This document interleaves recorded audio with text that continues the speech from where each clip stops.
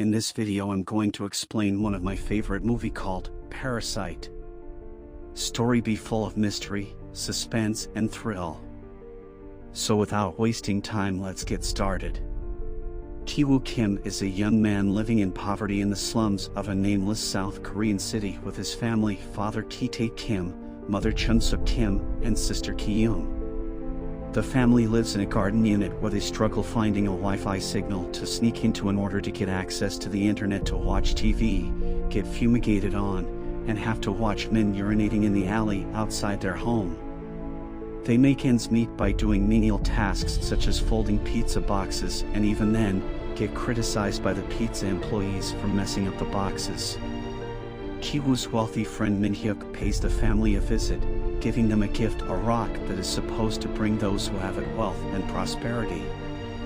He then tells Ki-woo that he has been tutoring the teenage daughter of a very wealthy family. He is leaving to study abroad but is in love with the daughter, and knows that any of the other university boys would steal her away. He wants Ki-woo to be her tutor, knowing he will watch over her so that Min-hyuk can propose to her once she graduates high school. Ki-woo knows he isn't qualified since he isn't in college, but Min-hyuk promises to vouch for him, and so he agrees and has Ki-yoon forge credentials for him to take to his interview. Ki-woo interviews at the very wealthy Park family where he meets Mr. Park, his scatterbrained wife Mrs. Park, and their children, teenage daughter Da-hye and young son Da-song. Ki-woo realizes he needs to flirt with Da-hye to get the job, and he does. Mrs. Park pays him an exorbitant amount of money and mentions they need an art tutor for Da-song. Da-song had a traumatic incident where he saw a ghost in the house and had a seizure and has been needing help with his art. Ki-woo introduces them to Ki-yoon, who forges documents for herself and goes by Jessica, and she too begins making money hand over fist.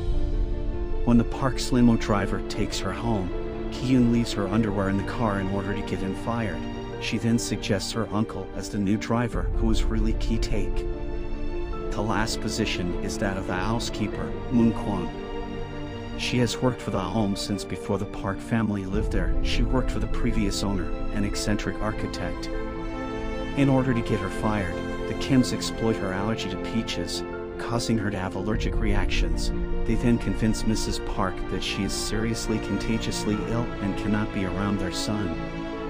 She leaves, devastated, and Mrs. Kim is given the job, fooling the Park family into hiring the entire Kim family.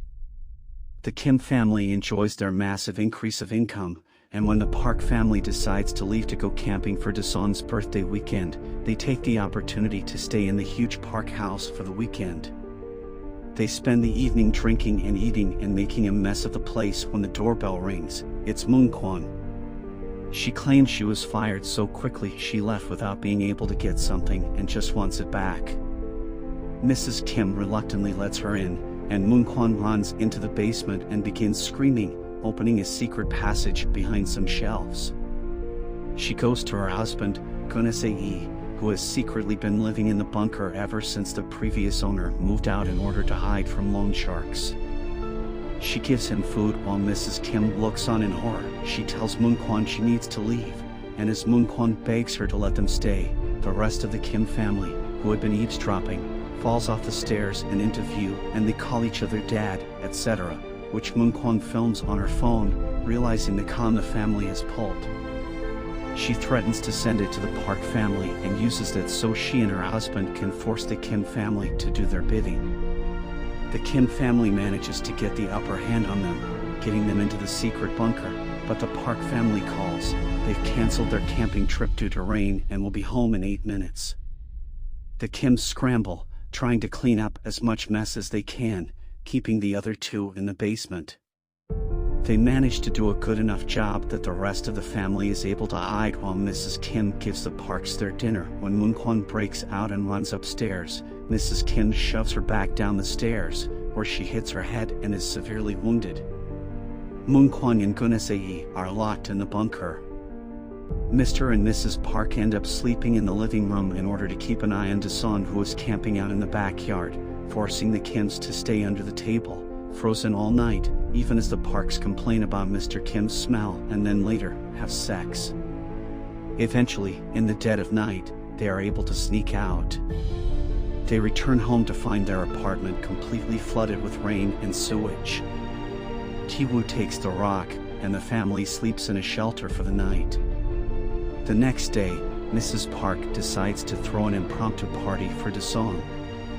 The Kim family, in their roles as help, are invited and have to pretend that they don't know that there are 2 people locked in a bunker under the house. Ki-woo takes the rock down into the bunker, where Moon-kwon has died and is ambushed by Gun Se-ii, who bludgeons him in the head with the rock. He then enters the party, where he stabs Ki-young in the chest. The party explodes into horror, and Daesung has a seizure. Gun Se-ii was the ghost he had seen in the house prior. Mr. Park screams at his driver, Mr. Kim, who is trying to stop Ki-young's bleeding, for the car keys to take his son to the hospital, and he throws them to him. They land under Gun Se-ii, who is fighting with Mrs. Kim. She manages to kill him by stabbing him with a meat skewer. Mr. Park gets the keys but expresses disgust at Gun Se-ii's smell. This triggers Mr. Kim, who snaps and stabs Mr. Park, killing him. Mrs. Park faints as Mr. Kim flees. Ki-woo wakes up in the hospital, where he had been in a coma for weeks. He finds out that Ki-young has died, and he and Mrs. Kim are sentenced to probation. There has been no sign of Mr. Kim, even though the police have been searching for him for Mr. Park's murder far and wide. Ki-woo leaves the rock in a river and observes the former Park house, where he sees the lights flickering. Ki-woo translates the flickering from Morse code, and learns Mr. Kim is controlling them from inside the bunker, where he is now living, sneaking upstairs for food from the new owners. Ki-woo writes his father a letter back, resolving that someday he will become wealthy enough that he can buy the house and their family can be reunited. I hope you liked the video, so you can subscribe my channel for more interesting video. That's it for today. See you soon in next video.